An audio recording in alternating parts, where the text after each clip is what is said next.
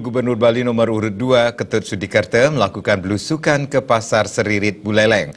Dalam kunjungannya kali ini, Sudikerta langsung disapa ratusan pedagang dan simpatisan yang sudah menunggu sejak pagi.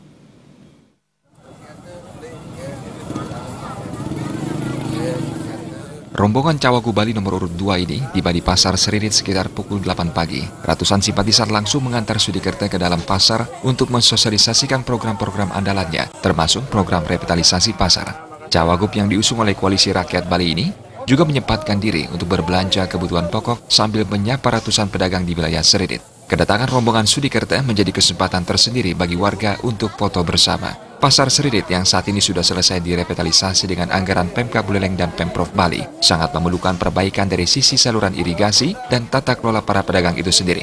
Nantinya para pedagang sayur dan buah akan ditempatkan di lantai atas, sedangkan lantai bawah khusus pedagang ikan segar.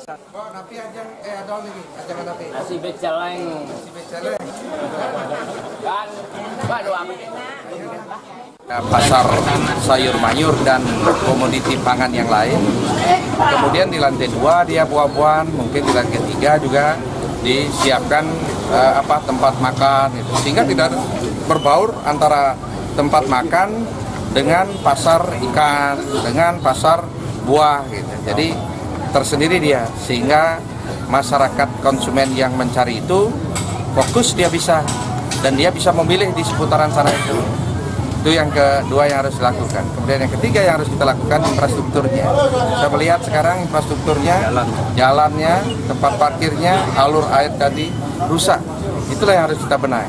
Begitu itu bagus semua, saya yakin maka pasar itu akan memberikan kontribusi yang positif terhadap pemerintah. Cawagup nomor urut 2 ini juga berjanji merevitalisasi pasar-pasar tradisional yang ada di seluruh Bali, sehingga mampu memberikan kontribusi bagi daerah masing-masing. Maraknya pasar modern saat ini juga menjadi ancaman bagi pasar tradisional itu sendiri. Pihaknya juga menegaskan akan membatasi izin baik dari segi bangunan maupun izin produk luar.